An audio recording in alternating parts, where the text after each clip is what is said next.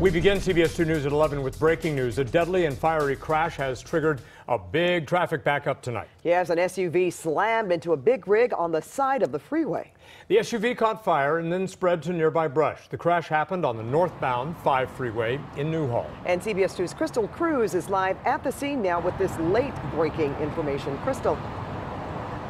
Hi, Pat and Jeff. Yeah, hours into this crash, you can see behind me investigators and crews. They are still out there. They're right back there. The coroner was just here. I think they just took off, but you can see they're still doing some work out here trying to figure out exactly what happened. It looked like this big rig was carrying loads of lumber. Now let's take you up to some video from Sky 2 that was shot shortly after the crash. You can see a lot of flames coming from the SUV in the back of the big rig out here off the 5 freeway near the Cal Grove exit. Now some of that fire, as you said, jumped onto the brush, but crews quickly put that out. Now we do know 2 people were inside that SUV. They were killed when somehow they crashed into the back of the big rig. Now traffic has been crawling out here. Let's show you some of the traffic right now. It is moving once you get past this accident, but oh my goodness, the traffic. It took hours to get out here. The 1 and 2 lanes are open, but it could be several more hours before the freeway is cleaned up because there's still a lot more work to do. I'm Crystal Cruz live from the 5 tonight. I'll send it back to you 2 in the studio. All right, thank you, Crystal. More breaking news now. A 3-year-old boy is dead and his mother is in critical condition after a vicious stabbing in Fontana. Police arrested the woman's brother, and CBS 2's Nicole Comstock is live in Fontana, where the neighborhood is in shock tonight. Nicole.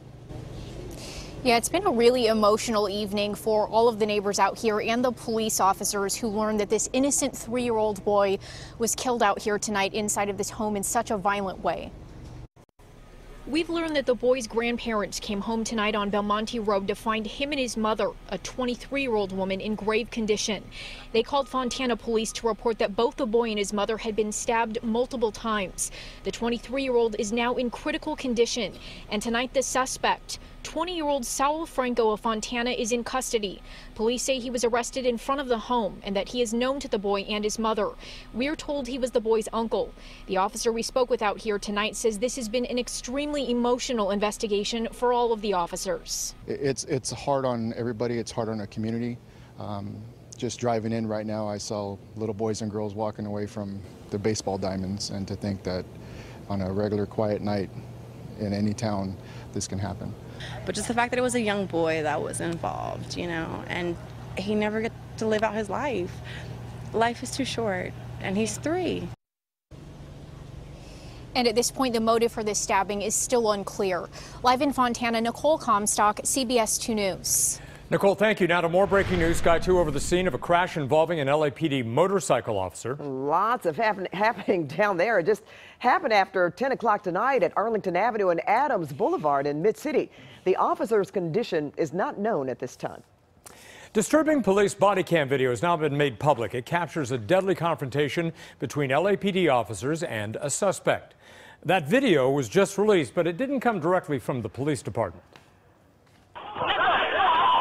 Tommy.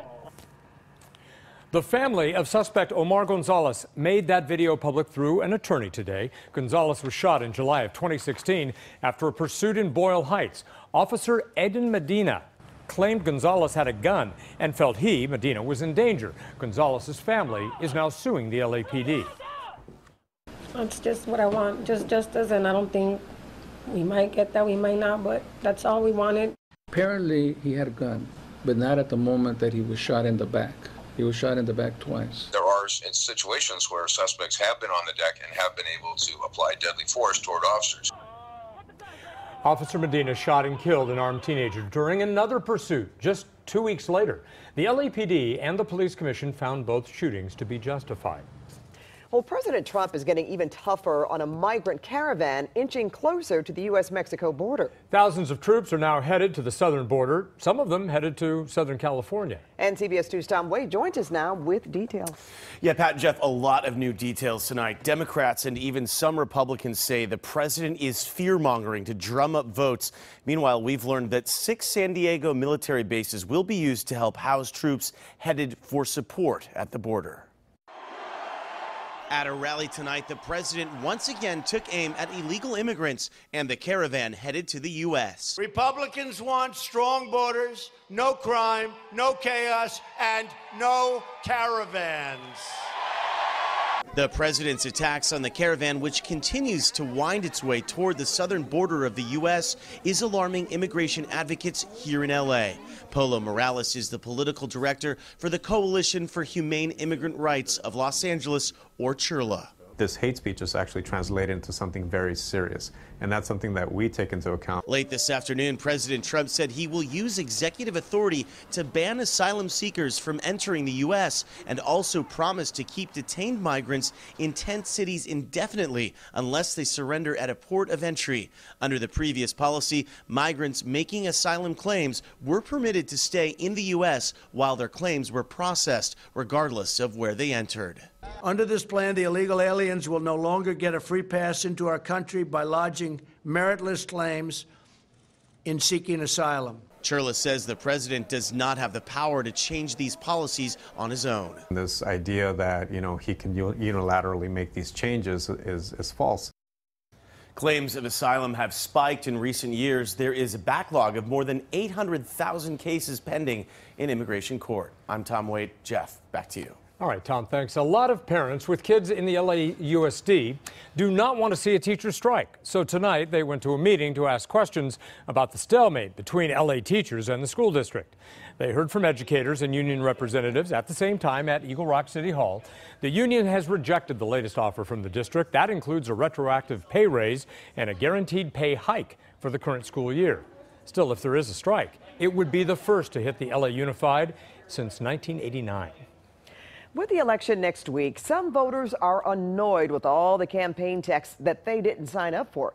An LMU political science professor says campaigns can legally buy your registration information, like your name, address, political party, and phone number. U.S. Senate candidate Kevin DeLeon's campaign is behind some of the texts. He says millennials have been more receptive to political text messages than older generations. I'm getting them almost every day now. Frustrated because I'm at work usually when it happens. The reality is that if you send a text, 80% of the folks actually read the text. De Leon says you can ask to be taken off call lists. A 5'1" woman is under arrest tonight, accused of choking out a large nightclub bouncer. To the point of being unconscious. She thought he groped her. Turns out he didn't. Security video shows the woman walking up behind the bouncer in the circle there at a New York nightclub and choking him until he fell to the floor. Police say the bouncer didn't fight back because he thought it was a friend who was just goofing around. Oh, that's what happened. Oh, my. Well, coming up, what a 49ers cheerleader did tonight on the field that has the internet abuzz. Plus, stomach pain, even ulcers, new health concerns for kids who eat those flaming hot snacks. Are the addictive chips just too hot to handle? Plus, skyrocketing rents, but nothing's being fixed. Mold leaks, broken appliances. 2 on Your Side investigates renters' rights. We are heading to the first weekend of November. How's the weather going to be? Forecast coming up. And here's a look at the guests tonight on The Late Show with Stephen Colbert.